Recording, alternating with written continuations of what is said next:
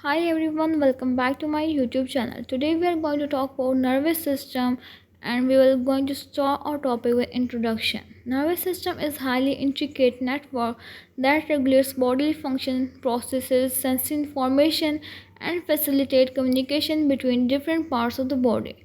It enables cognition, movement, sensation, reflexes and involuntary processes such as digestion and respiration.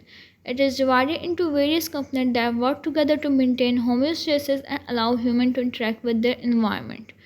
Now let's talk about division of nervous system. Nervous system is divided into two main components. These are central nervous system that includes brain and spinal cord serving as the body's central control. And then we have a peripheral nervous system that consists of nerve outside the central nervous system that transmits signals between the brain, spinal cord and the rest of the body. Further talking about division of nervous system, additionally the nervous system is categorized based on function that includes somatic nervous system that governs voluntary movements and relays sensory information from external stimuli, and then the other division is autonomic nervous system that regulates involuntary functions such as heartbeat and digestion. Autonomic nervous system is further classified into sympathetic nervous system that initiates the fight or flight response, increasing alertness and physiological readiness, and the parasympathetic nervous system that controls the rest and digest processes, promoting relaxation and energy conservation. Now let's talk about the central nervous system. Central nervous system is responsible for processing sensory inputs, integrating information and generating responses. It consists of the brain and spinal cord. First, we will talk about the brain. Brain is the most complex organ divided into several regions responsible for different functions. These regions of brain include cerebrum, that is the largest part involved in highly cognitive function, memory, problem solving, emotions, and voluntary movement. It consists of the four lobes that are frontal lobe, that is associated with reasoning, problem solving, speech, and involuntary movement. Then the other lobe is parietal lobe that is involved in sensory interpretation, spatial awareness and coordination. And the third lobe is occipital lobe that processes visual information, and the fourth is temporal lobe that manages auditory processing and memory storage. Then the other part of brain is cerebellum that controls balance, posture, motor coordination and precision in voluntary movement. Third part of brain is brainstem that contains midbrain, pons, and medulla oblongata, requiring regulating vital functions such as breathing, heart rate, and reflexes. Now let's talk about spinal cord. Spinal cord serves as a primary communication pathway between brain and the body. It contains different regions that are cervical regions that control neck and upper limb movement, thoracic region that regulates chest and abdominal functions, lumbar and sacral region that contain leg movement and bladder function, and the spinal cord also facilitates reflex action through the spinal reflex arch, which enable rapid responses without direct brain involvement. Now let's talk about peripheral nervous system. As we know, the nervous system composed of central nervous system and peripheral nervous system. So earlier we talked about central nervous system. Now we are going to talk about peripheral nervous system.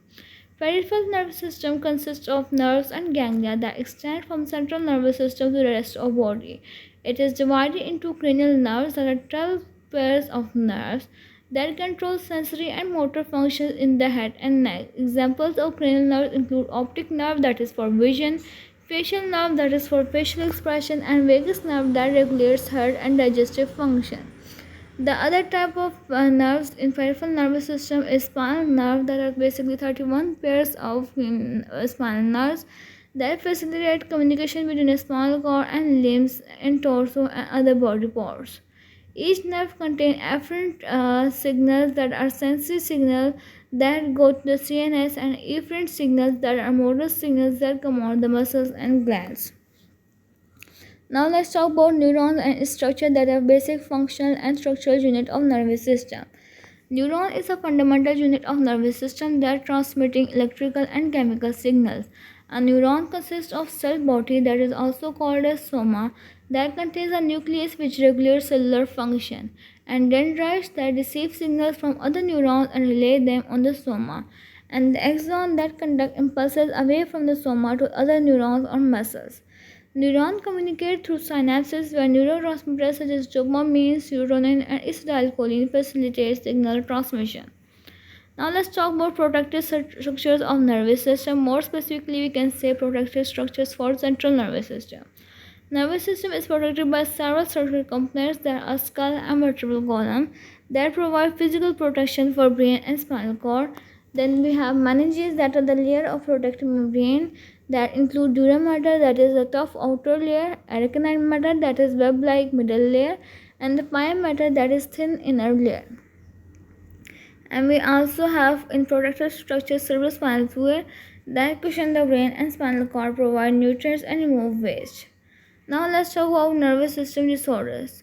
Several medical conditions can impair nervous system function, including neurodegenerative diseases that may include Alzheimer's disease that cause memory loss and cognitive decline due to neuronal damage, Parkinson's disease that involve dopamine deficiency leading to tremors and motor dysfunction, and multiple sclerosis, that is autoimmune disorder that damage the myelin sheath of neuron affecting nerve signal transmission.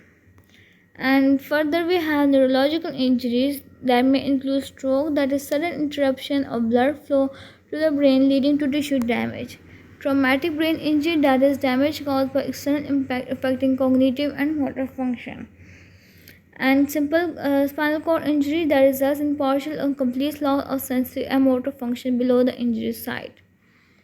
Further talking about nervous system disorder, we have peripheral nerve disorders that include neuropathy, that is nerve damage leading to pain, weakness, and sensory disturbances. And then we have Guillain-Barré syndrome, that is autoimmune attack on peripheral nerve causing weakness and paralysis. And may have Bell's palsy, that is temporary facial nerve dysfunction leading to muscle weakness or other side of the face. Now let's talk about conclusion of all this lecture video. Nervous system is highly intricate and vast network that governs bodily function, cognitive ability, and response to stimuli. Its complex activity ensures seamless interaction between different body parts, enabling movements, sensation, and autonomous regulation. Understanding its structure and function is essential for diagnosing and managing neurological disorders. And this was all about nervous system. Hopefully you liked the video. If you do, don't forget to like, share, subscribe, and comment. Thank you for watching.